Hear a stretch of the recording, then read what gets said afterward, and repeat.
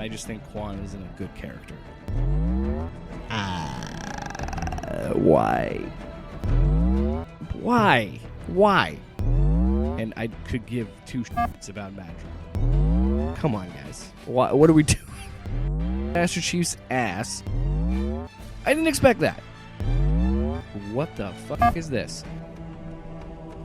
I'm really confused on what they're gonna do.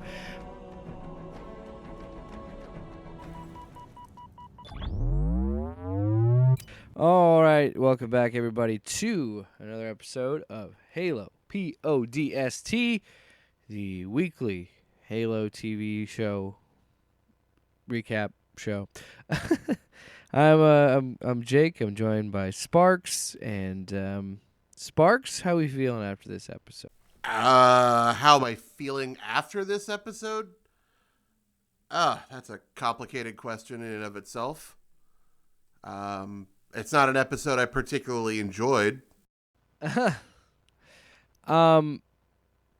think it leans too much back into the stuff that we didn't like about the first season. Like there's some strong suits to it, but it's dull as all get out. And I get it. You know, we're dealing with the aftermath of, you know, a cataclysmic event and the ending of a planet, but oh boy, it's full of all that personal drama that just dragged season 1 way down. Yeah, and it is like, yeah, it's the same thing where it was the politics and I get it. They had to do a slower paced episode. You know, you got to kind of bring it down a little bit after that last episode. But even then, it just wasn't compelling, and that's unfortunate. They never really give me a reason to care. No. And, I mean, we get more, a little, well, you know, we should just get into it and talk about the spoilers, because I got hit with it, I told you so. Oh, no, you got hit with it, I told you so before you even watched it. Well, and it was funny because I was like, I bet it has to do with Quan.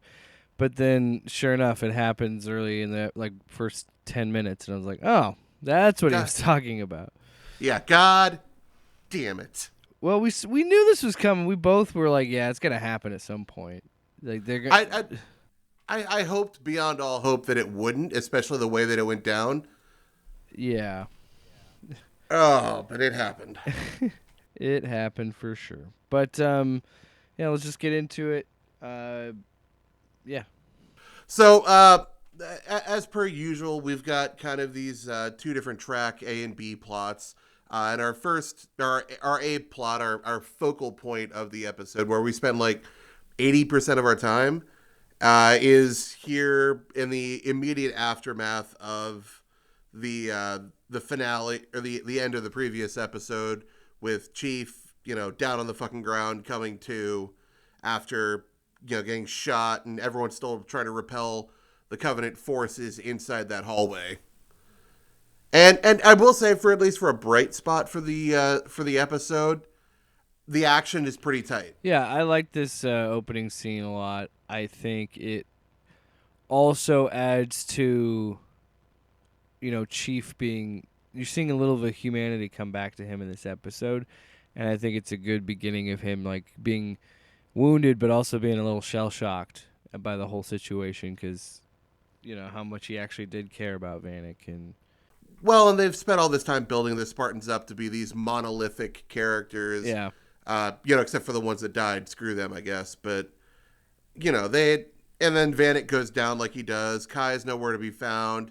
And Riz is doing everything she can. But, I mean, she's kind of pushed to her limit at this point. And we get the return of Soren, you know, our wisecracking pirate / former Spartan who, you know, has things to contribute here. But not that it really matters with an incoming wave of Covenant forces. Which, according to the last episode and this whole thing with this episode, I mean, Soren was kind of set up to be Master Chief, but he couldn't pass the augmentation. That's what we kind of find out in the last episode. Well, that and, like, after his augmentation, he wanted nothing to do with all of this.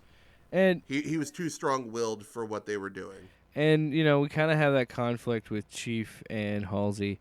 And I don't know. I feel like Halsey has a weird shift back to her old ways a little bit. So I'm wondering if that's by design or Well, I don't think they want to drive the needle too far in the other direction. Like you got to kind of find that sweet spot. You don't just like give her back her humanity and take away the parts that make her who she is. She still has her goals, and what drives her ultimately is, yeah. But finding the halo and taking mankind forward.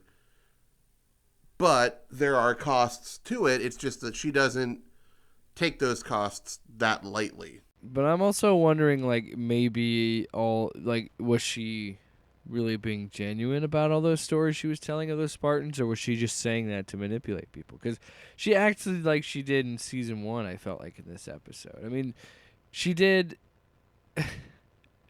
I will say it was one of the funnier shots of this episode to me was how she's just like casually sitting there on the edge of a battlefield, just like sitting there, just chilling, just being like, "Hey, John." Oh, she's I kind know, of but the way cowering that it behind a was shot, it pillar. just kind of looked like she was just sitting there, like, "Hey, John, you gotta believe in yourself," you know? So yeah, we've got everyone kind of pinned down. Chief comes to and he tries to help repel the invading force, and everyone's kind of realizing they're outgunned, and if they don't manage to get somewhere, they're going to get closed in and eliminated. So then they keep backing off, and it's at some point, the Covenant stops firing, and it almost seems like they're retreating. But then a hammer wielding brute just kind of drops in from the ceiling, Yeah, and hits and the that's where you can barricade. really feel like shit's going sideways. Yeah, hits the barricade, messes up Chief, so he's out. So it's just Soren and Riz trying to shoot this thing. Yeah, and his armor is doing a pretty damn good job at not letting that happen. But the Deus Ex Machina, the bullshit that I called like 3 episodes ago. Hey, look at that! Quan Ha and Liera arrive just in time to save everyone from the brute and get them off planet. Eh, And this bugs me on so many levels because can you even conceive of how convenient that was? yeah, Like not even like they arrived in the nick of time, but throughout the entirety of Reach, even among the government buildings, they found that one hallway where Soren just happened to be fighting, and then managed to get those heavy shots in to repel the brute. yeah, yeah. Come on. Well, and It's not even like he fired off a flare and that signaled them. It was it just was just nothing. like, to me, it was such a bummer because, like, okay, fine, they're gonna have their stuff, but like, I hate to say this, I don't care. I said it in episode 3. I don't care about this storyline, this Rubble storyline. I just don't. And like, I like Soren, and I like to see him, which I think they're going toward with this episode, him teaming up with Chief, and they're gonna do this together instead of it's Chief and the Arbiter. It's gonna be Chief and Soren doing it, and I just his family storyline just bogs down the Oh show yeah, for no, me, it's a like complete. a grinding halt. It kills all momentum. And to their own dismay, they decided to tie Quan Ha into this, and well, that's enough said there. I mean, every time, I guess, I was I going too harsh on that at episode 3? But it's like every time they show up, I just don't care. I just don't care. No, and like, oh god, like when you look at like the episode synopsis, it talks about going to find their son. I'm like, oh god damn it. Oh, this episode's gonna blow. Yeah, And I hate to be such a doomer about it. This is not a great episode whatsoever, especially coming off of the heels of episode 4, which was, as much as they hyped it, a really high point for the series. yeah, it was a great episode, and Um, it was hard to follow that. But like, again, it just feels like leaning into the stuff that we didn't like about that first season, and it's right here. It's the dog has brought the cat corpse and dropped it back onto the doorstep. like as a storytelling uh, dynamic, I understand if you want to have a slower episode after that big high point, but like this just again, it grinds everything down to a standstill, and it's. Yeah, it's not even like we titrated off into it. It's just like we're done. I mean, we get a couple of character conversations, and we find out that. Well, yeah, we'll go through it in the episode, I guess. Well, But we get some things, but it was kind of a nothing episode. yeah. Well, so anyways, they swoop in to magically pick everybody up, and they're almost getting ready to leave. And then Riz sees Vanek's body, and she just fucking charges out there into the fire to recover him. And I can appreciate the sentiment of it, even though it's batshit insane and stupid as all hell. Well, I'd also like to say that it was really hard for me to take it seriously because every time I see that kind of like slow-mo shot of like a soldier running off a battlefield, I can't help but think of fucking Tropic Thunder. Really? So, Okay. See, that's interesting. You think of Tropic Thunder, which was aping the scene in Platoon. I know, but that's the thing. Is I don't even think of that. I always think of him just getting shot to shit in slow motion. Yeah, that's exactly And I what was it's like, aping, though. and I know, yeah, I know what you're talking about, but like, I just can't stop thinking about that. So every time that scene, like that sort of scene pops up, it just makes me laugh a little. So, Well, and then it's really funny because she's like right at the ramp, and they shoot her in the back, and there's an explosion, and basically Vanek's body just gets fucking launched into the ship, yeah, and she's just like laying there on the ramp, like, oh, all right, well, I guess she's still with us. Vanek's completely dead, but I guess we got to pull her inside now. yeah, So they pull her in, and everyone starts to leave Reach as it's finally being glassed. Although there is a scene, and I find it to be really, really confusing. There was this part where Halsey was talking with Chief, and she got this motivation, like everything's not lost. They're coming back, and I was like, I don't understand the point of this. yeah. Like, am I supposed to be hopeful that the UNSC are fighting? Because I don't think that's what's happening here. Who's coming back and why? Yeah.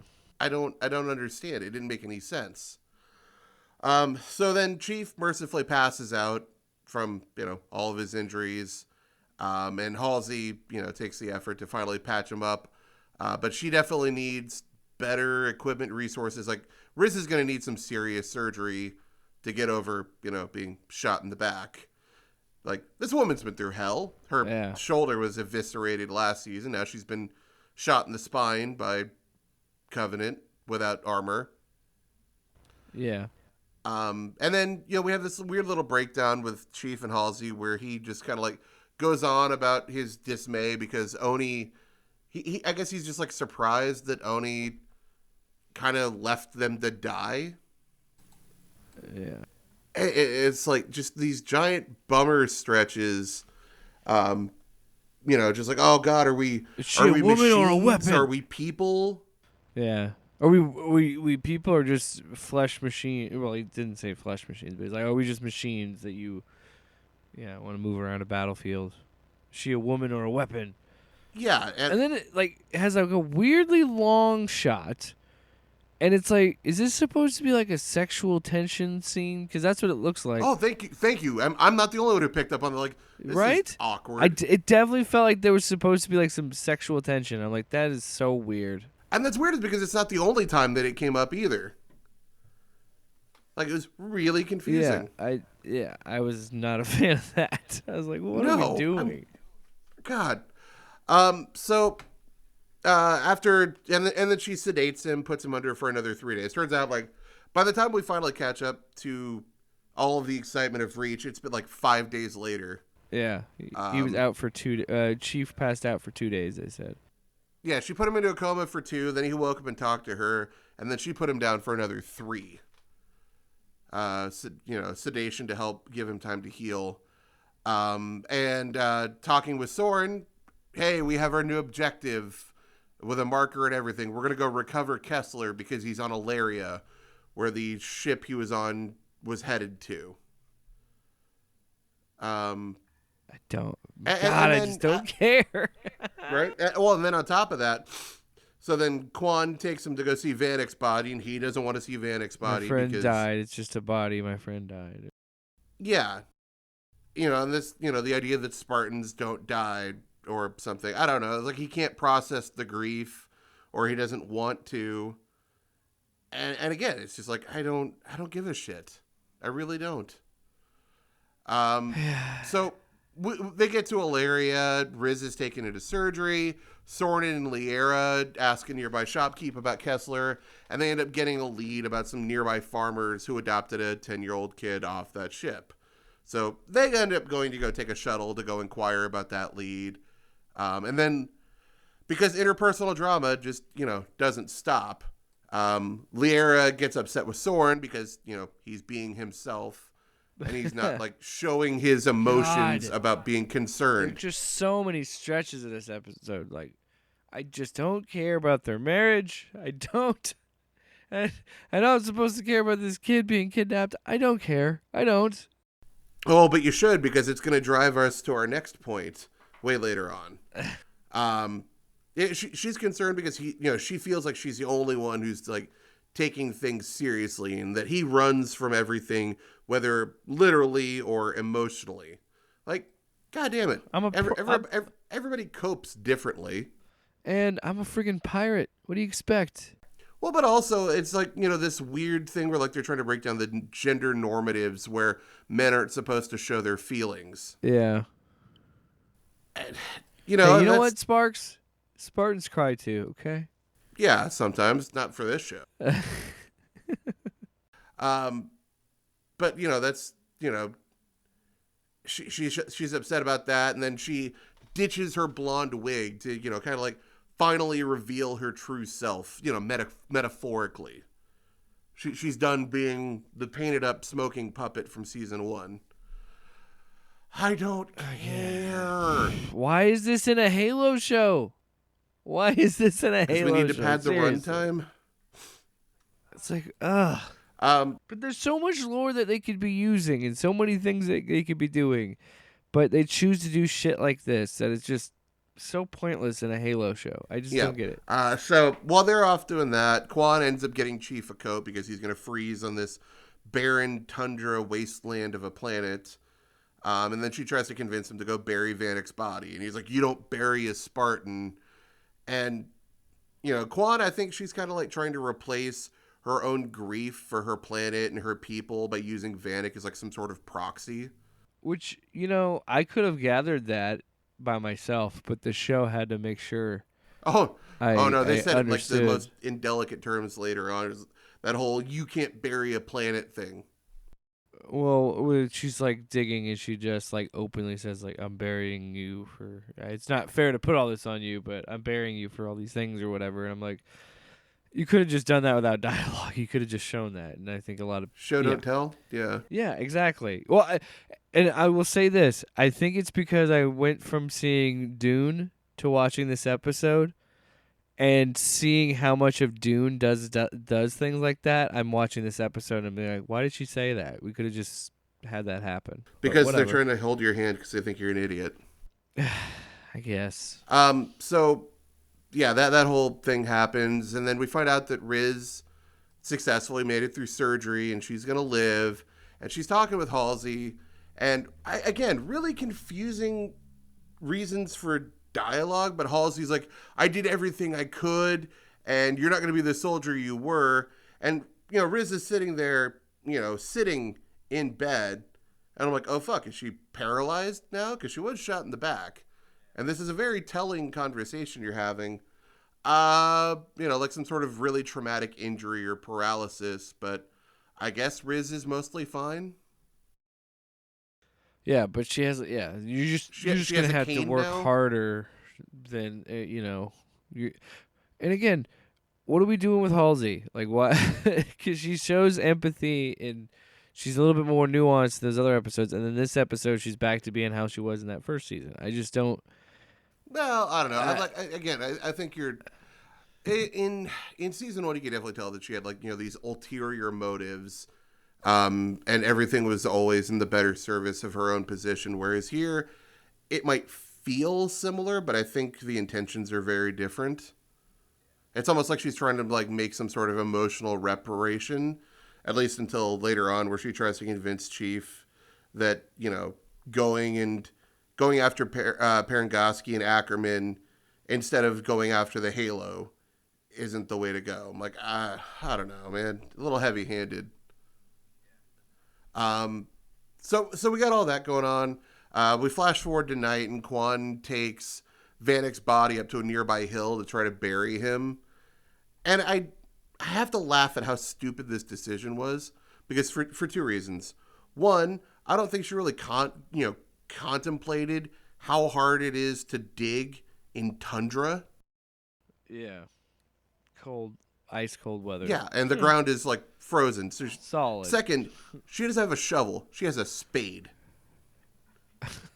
What the fuck are we doing here? So yeah, well, she's doing that and like bearing her soul about her grief to Vanek's corpse and putting all of that on him, whether he wants it or not, even though it's just a body. Yeah, exposition dump. A bunch of villagers arrive and they, prevent her from digging more for reasons. They're like, no, he's got to. They're like, it's got to be a Viking funeral. They got to put him up in flames. Yeah. So then Chief arrives from his again conversation with Halsey, where he basically asks her, why did you pick me? And we don't get into it because, of course, we're going to save that for a little bit later. Yeah, he's like, we're not done here. But he's basically like processing all of his frustrations since season 1, and boy, do I envy him for that. Get me a room with the showrunner, and I want to ask some questions. But so he rushes out, and Quan tries to again reiterate her point about burying him and how it helps with grief and blah blah blah. And then she finally sees his face. Yeah, he sees his face, and then he's like, "Put him in the sky." Which, okay, it's an interesting way of saying burn the damn corpse. Wouldn't it have been funny if they shot him out of a cannon? It was like a dummy. They took that. Can you imagine that? They took that completely wrong. What? You said put him in the sky. I don't see how we could have misinterpreted that. Seemed pretty cut and dry to me. So they build a little funeral pyre, and during the funeral, Quan ends up getting visited by that fucking mystic shaman elder woman from episode 1 who stayed on that planet and died. Oh my god! And I guess what now was that shit? Representing the spirit of the world, and she's talking about how her children, being the planets that are getting glassed, are nothing but ash, and you need to do your job. You're Quan Ha, be the protector, blah blah blah. As a fucking vision quest in the middle of a funeral. Yeah, what the hell was that? I don't know. They're really trying so hard to make Quan be interesting and important, and I hate every bit of it. I just can't. I just don't get it. I don't care. I don't get it. Okay. It's almost like they get something that works, and then they refuse to use that momentum, and we're like, no, we got you interested. Now we're gonna stop it dead in its tracks. Well, it's they're just hell bent on trying to atone for the sins of season 1. Yeah. Just let it go. And I'm also trying to I'm not saying that you can't do that. I've seen that work with comic books and TV shows where there is something happening, builds up to this big moment, and then they stop and do a flashback episode or flashback issue, whatever. Yeah, we call this filler. But it has to be good. It has to be compelling. And when you know what I mean? And this is not compelling enough to... episode 4 made me excited for the next week, and then this has just made me go have we learned nothing from that first season? Not a damn Have thing. we learned nothing?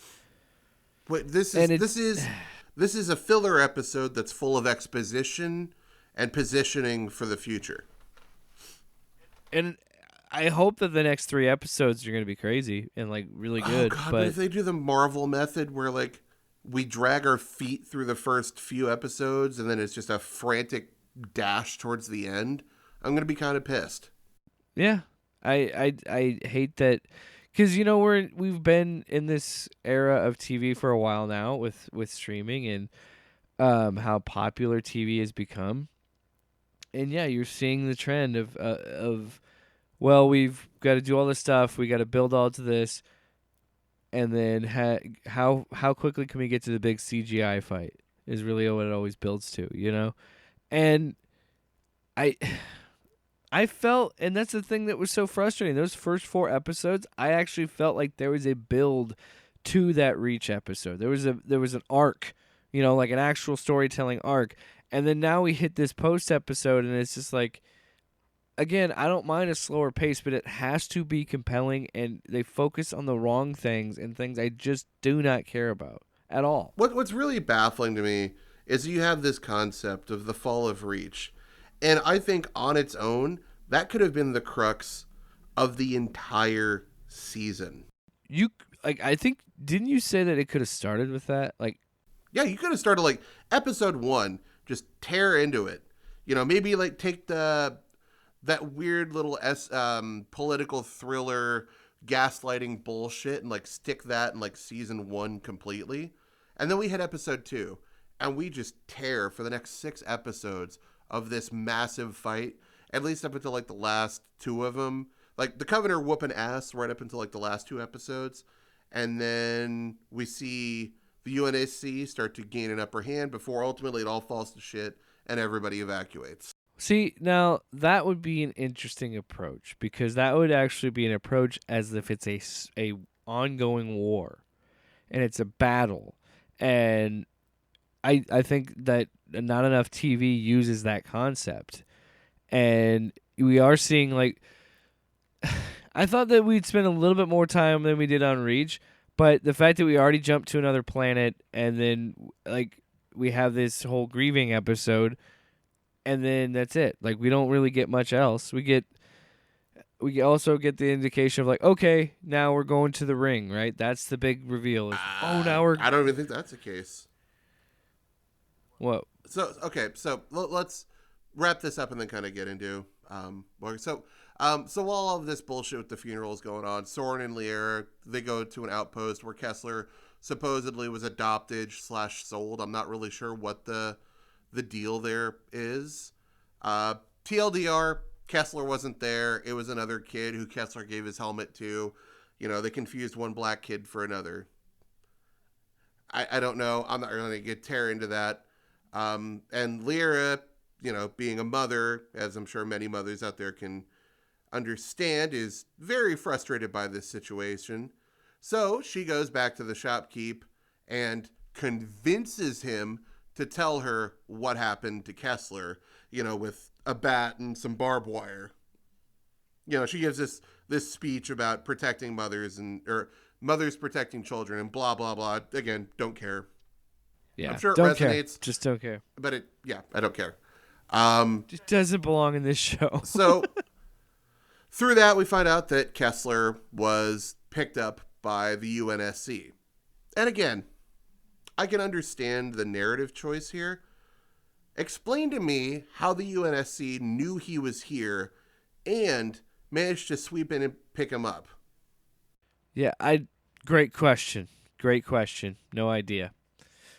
Like, I don't understand. This makes no goddamn sense. Yeah. Just don't think about it too long, because then you'll start noticing the hole. So anyway, Halsey ends up revealing to Chief that she didn't choose him, but that it was fate that kind of brought him to this point. I found you because you could find the ring. I don't give a goddamn it, really? That's lazy.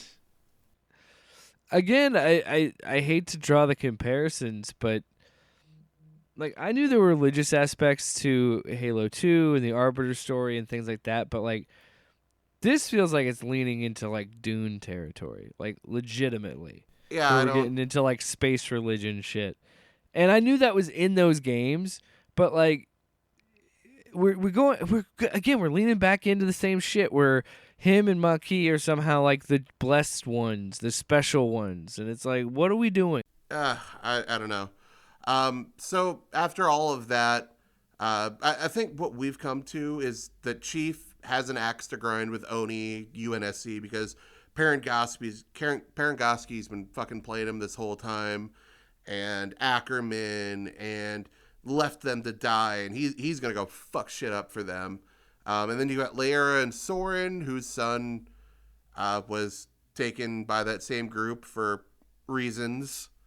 And they all, they're getting ready to leave. And it turns out Riz she isn't leaving with everybody. She's gonna stay on Aleria and be a person. Because I guess that was what her narrative arc was building towards. Yeah. And I gotta say, I think that's another thing that I was really bummed out about. So, like, we already focus on the things that don't really matter. And then we continue to break up Silver Team, which is arguably the best thing about the show. And, like, what are we doing? Because now, are we trying to set up some showdown now between Kai and Chief, and maybe like Soren, Kai, and Chief No, having a fight? What are we doing? I think we're building up for a Kai Chief square off. A fucking dance off if you have to. I don't know. Maybe they'll braid each other's hair and put gun grease in it. I had so much goodwill towards this show, and then this happens, and now I'm just like, okay, I really hope they landed in the next 3 episodes. Don't have a ton of confidence, but okay, so that was our A plot. The B plot, I'll give you the short end of it. McKee has Cortana. She wants to use it to access Chief's memories for clues about how to get to the Halo. And there was this, again, really, really weird choice in dialogue, because when Cortana asks what McKee wants, she goes, well, what are you to him? What? Yeah. What are we doing here? I don't Was know. that like some weird, like, jealous lover angle for the AI woman that was in his head? Yeah, with Cortana, probably. I don't know. God damn it. So then the Elite, who is actually confirmed in multiple instances here to be Arbiter, isn't particularly fond of McKee because the Covenant actually fucking hate her. She also said that she was in the Arbiter's ship. So I was like, oh, so we do have some confirmation. Yep. And see, I actually watched it with subtitles, and he was identified as Arbiter, which is fun. Okay. But he questions her decision to stop him from killing Chief, because, yeah, why wouldn't you? Seems pretty sus to me. Yeah. He's like, didn't you guys fuck? Must be. So Arbiter ends up taking them back to High Charity, aka the Covenant homeworld / weird jellyfish spine thing. I really don't know what the fuck it is. So that they can atone by giving Cortana to the hierarchs. And McKee gets upset. She calls them false prophets, and the Arbiter gets pretty damn close to killing her for blasphemy. And then Cortana intervenes and projects an image of Chief's memory of the Halo, and he's just fucking dumbstruck by it. I don't know if it's because of the hologram or because the hologram looks beautiful. I don't know. And I think this was also the show being like, see, looks like the games, doesn't it? Even he thought that. Wait a minute. And he's like, well, what do we have to do? And McKee tells him that he needs to trust her, and they fucking peace out. Off to go do who knows what. Which, like, to end the episode with that, to like be like something I actually care about, I was just sitting there thinking like, oh, you think they end the episode with that? Well, they then the Riz thing about her staying is at the end, but no, not even. There's one more. What?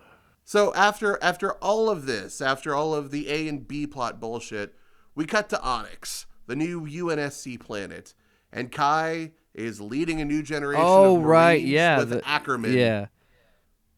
Called that bullshit. Yeah, we both did. We both were like, well, she's just going to be with him now. So. Yep. Seems about right.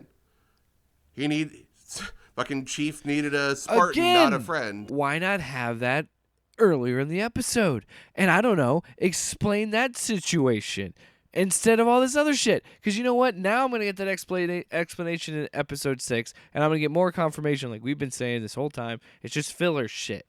Because this could have been more of a focus, because I wanted to know more about Ackerman and Kai after them not being in reach. Okay. So, bear with me here. I'm gonna make a bold prediction, not looking at any synopsis or trailers for next week. Next week, we spend time with Kai and her time after that little spat with Chief. Oh, yeah. Leading up to this point. Leading up to her training them and all that shit. Yeah, in the span of 5 days. Yeah. So that is my bold prediction without any outside information whatsoever. I wouldn't be surprised either. I think that's a pretty solid prediction. One, I think that's a good filler option. And then, because now we're like, oh, look, everybody, we're up to speed. Yep, that seems exactly like what they're going to Which do. they could have done in the. Oh my god. They could have Yep. easily done it in this episode. You could have even inserted it after the end of the Reach arc with them getting off the planet. Yeah, immediately cut to that. Yes. Cut to Riz's point of view as she goes through Why everything. are we writing this show for? Why? I feel like we are doing better punch up of what this episode could be than what it actually was. Like, it's crazy to me. It's just crazy. So, yeah, that is kind of the thrust of this episode. Let me ask you this, because to me it feels like it's a lack of confidence that they have to fill this much. Like they have a lack of confidence that they could have enough content to be 8 episodes. I guess okay, so it's not a good reason, but they need to find a reason to keep Soren and Liera around. They need to kind of close some loops and put Quan from her little depressive state on the rubble onto her trajectory for being some sort of savior for the planets. We need to get rid of Riz without just outright killing her. So we're going to take one episode, we're going to condense all of that down, we're going to give a reason for all of this, and people are just going to have to sit through it. Yep. That's all I got, because honestly, a lot of this shit you could have done in flashbacks or not at all. I don't give a flying fuck. Yeah. You could have literally, like, as much as it pained me, you could have taken Soren and Liera and set them off on their own path to go find Kessler. Yeah. And you know what? Bring him back later. Or don't. Or don't. As much as I appreciate Soren and his wisecracking in the middle of a gunfight. Yeah. Yeah, it's, you know what? I don't need this horse shit. And fuck, you could have had just somebody boot fucking Quan Ha out into the vacuum of space for all I care. Fucking done with this. But no, none of that happened. Instead, we're in the darkest timeline. Man, there's so much hope. I just don't have a lot of confidence they're gonna nail these next 3 episodes. Oh god, it's gonna be terrible. Even further, I'm gonna say they're gonna end the season on a cliffhanger. Of course. Still no word yet on season 3, so we don't know. Well, if I had to guess, I would say, given that Paramount doesn't have much else going on that isn't Star Trek branded. So I wouldn't be surprised if they gave him another season. Well, and I think this one is, up until this point, has been an improvement over season 1. Yeah. So I think, and with the money they're probably spending on the rights, they want to take it for all it's got. Of course. Or they want to still be in bed with someone like Microsoft. So I think we're looking at maybe a season 3. Hopefully the Flood, because that would be far more interesting than any of the bullshit we're dealing with here. Yeah. By far. Yeah, and I think it would probably, like, logistically, I think that's where the season's going to end. It's going to end, like, setting up the Flood. And the Flood cut to something, and some Ackerman becomes the Flood. Sure, he gets infected, and it starts the whole thing. Yeah, he becomes the big bad for the next season as the Flood. That seems like it's just low effort. Again, so much interesting shit, and they're choosing to focus on the. Well, that's the thing. They're not even focusing on, like, the strength of the show. The strength of the show is in the combat.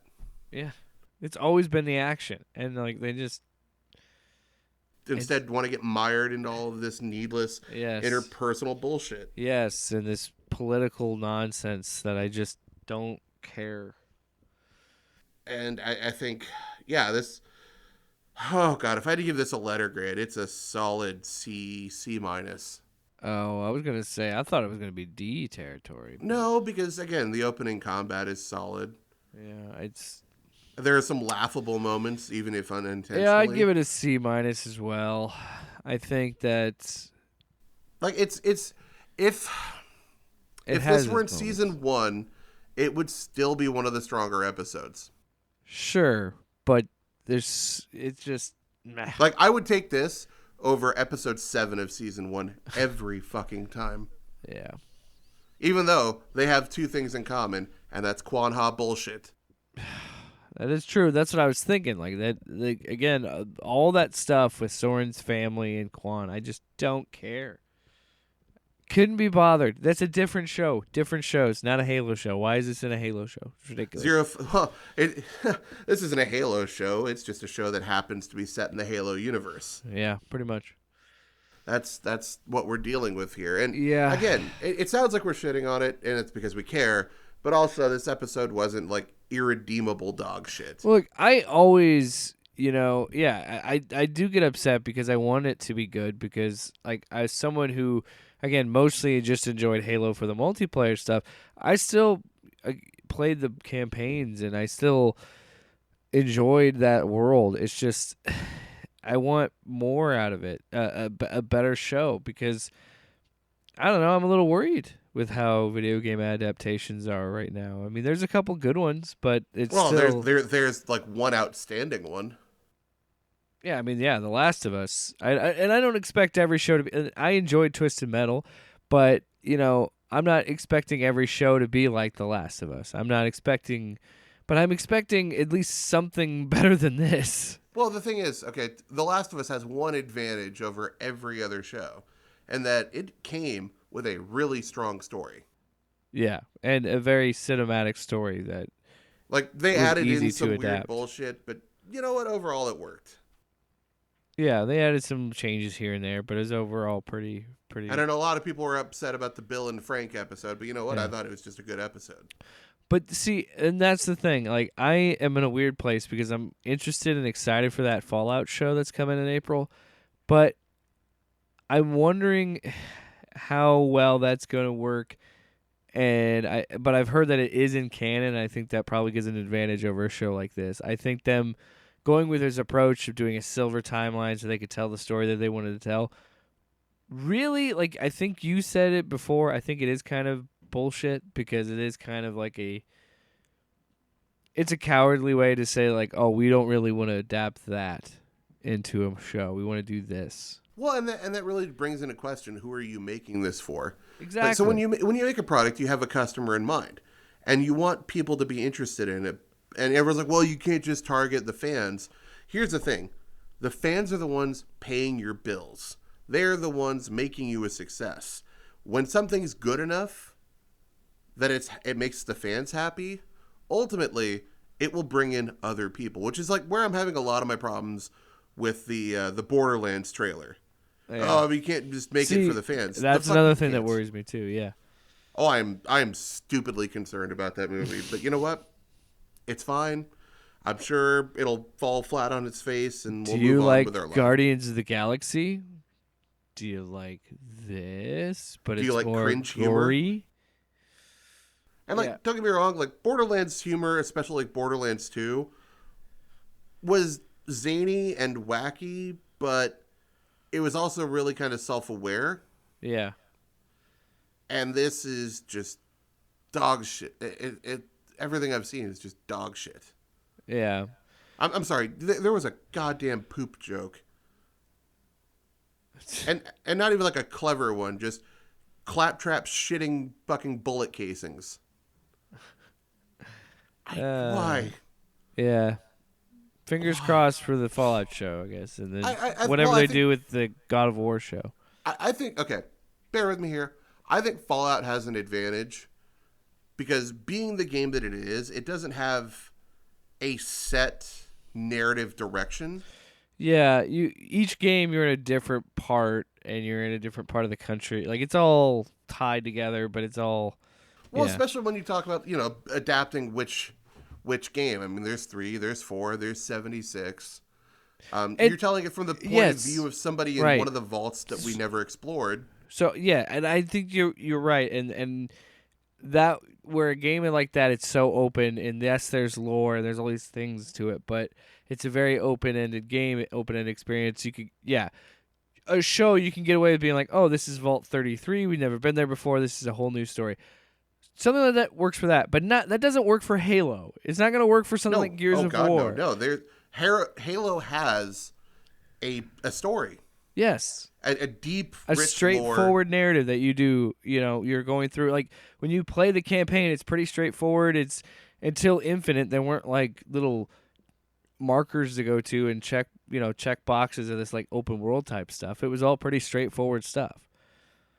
And, yeah, where something like Fallout, that could work, is being more open and telling your own story. This doesn't. And, again, I was usually like, oh, it's kind of cool. It's interesting. I'm okay with it. But the more I watch the show, I'm like, I wish they had somebody in the room to be like, hey, like, why don't it's just, I think it's just how properties are handled nowadays, where it's like, hey, why don't we go into these comic books or these books that expanded the lore of the games and people really like. And Well, and that's the remarkable part. So let's rewind to like 5 weeks ago, where you were really optimistic about this because they had a showrunner who was, who knew the lore and that they were going to fix all this. Yeah.